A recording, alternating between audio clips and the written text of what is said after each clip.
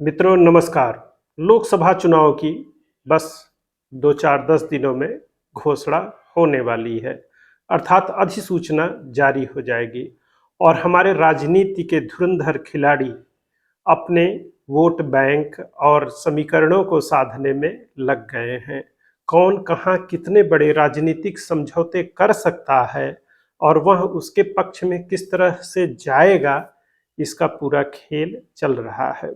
जहां एक और कुछ लोग सिर्फ शोर मचा रहे हैं और वास्तविक समीकरणों को साधने की कोई सार्थक कोशिश नहीं कर पा रहे हैं, जबकि हमारे देश में वोट डालने का एक पैटर्न होता है कि किन समूहों को आप अपने साथ जोड़ पाए हैं, यही आपके हार जीत में निर्णायक भूमिका तय करता है। वक्त बदल चुका है। अब हम 2024 में जी रहे हैं, जहां सूचना प्रौद्योगिकी और संसाधनों की पहुंच और सोचने का तरीका समाज का बदल चुका है।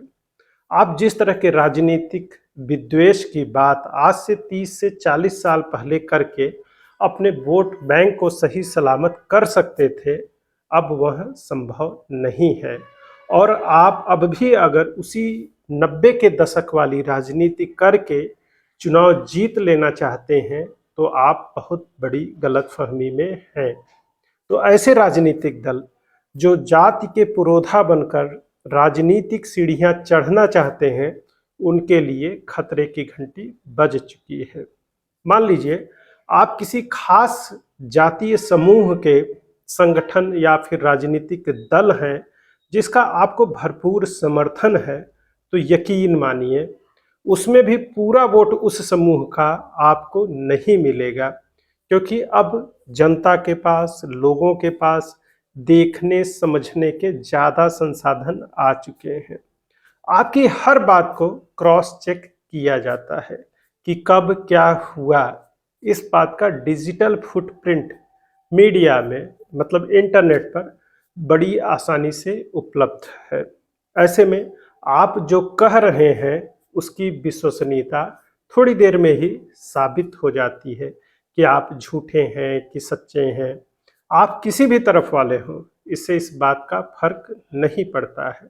अब देखिए, हमारे प्रधानमंत्री माननीय नरेंद्र दामोदर दास मोदी जी, वो क्या करते हैं, वो राजनीति में कैसे चीज़ों को साध रहे हैं, वह सूचना प्रौद्योगिकी का किस तरीके से इस्तेमाल कर रहे हैं। और आप उस आदमी से लड़ना चाहते हैं और आप बैलगाड़ी से ही चलना चाहते हैं।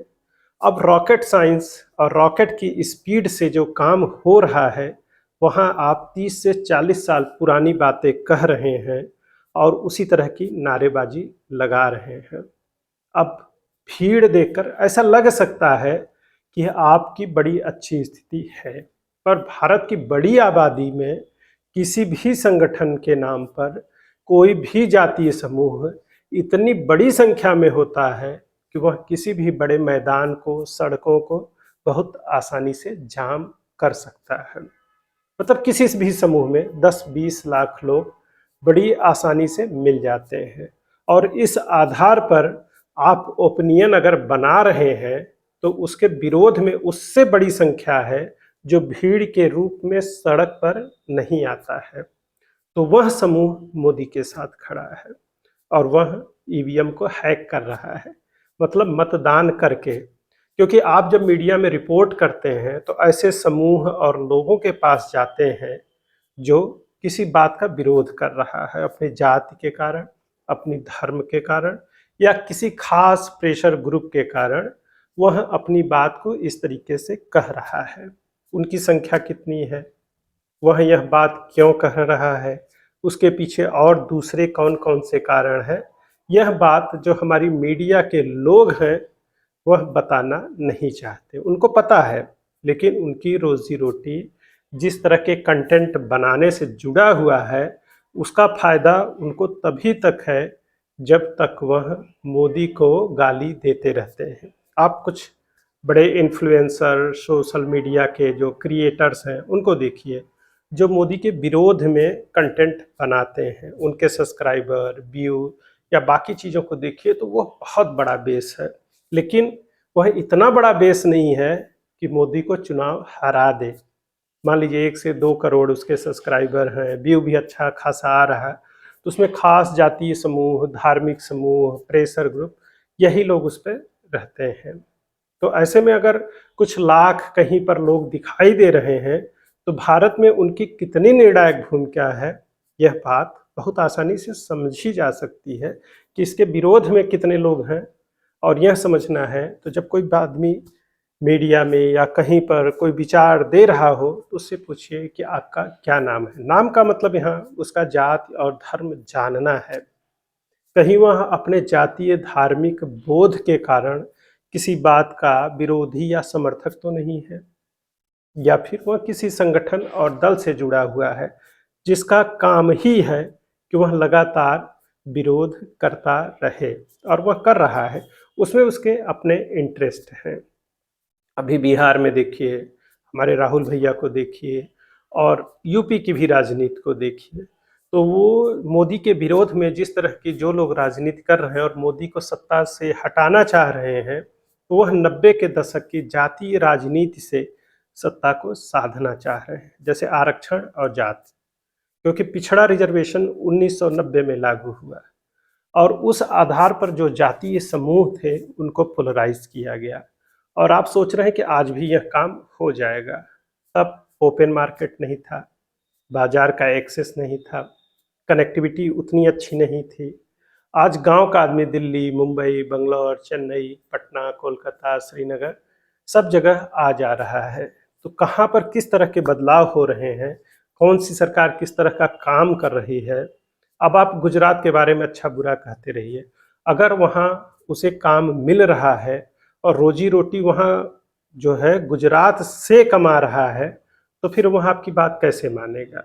और ओबीसी, एससी एसटी, सामान्य, ईडब्ल्यूएस, इस तरह के जो वितंडा आप खड़ा करते हैं, वह सिर्फ सरकारी सेवा के लिए है, जो महज 2 से 3% है। अगर एक जाति समूह को भी सारी नौकरियां दे दिया जाए तो भी उस जाति समूह में बेरोजगारी उतनी ही बनी रहेगी। और उस जाति समूह का जो खास वर्ग है, मतलब हर जाति और उस समाज में एक संपन्न तबका तैयार हो चुका है जो सारी चीजें खुद हड़प लेता है। ऐसे में किसी भी जाति समूह की बेरोजगारी और समस्याओं का समाधान सिर्फ सरकारी संसाधनों और सरकारी नौकरी से नहीं हो सकता है।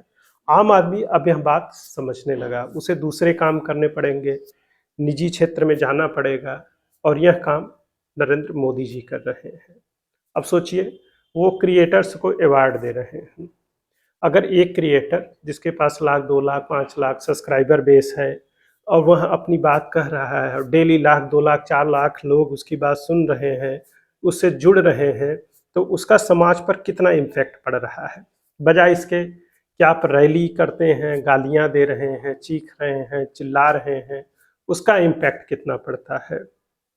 और उसमें आपकी भाषा, आपकी बॉडी लैंग्वेज, सबका आकलन हो जाता है कि आप कितने समझदार और कैसे व्यक्ति हैं, और वहाँ पर आपसे अपनी गलतियाँ भी होती हैं। जबकि डिजिटल प्लेटफॉर्म की जो पहुँच है अब कहीं व्यापक हो चुकी है। एक अच्छा सा वीडियो, पॉडकास्ट और दूसरी जो चीज़ें हैं वह ज़्यादा से ज़्यादा लोगों तक पहुँच रही हैं, और आपको क्रॉस के चेक किया जा रहा है। आप किसी के भी समर्थन या विरोध में हो सकते हैं, लेकिन दोनों लोगों को क्रॉस चेक किया जा रहा है, और यह बखूबी हो रहा है। और fake news, deep fake, AI based तमाम चीज़ें, सेलेक्टिव ट्रूथ, ये भी चल रही है।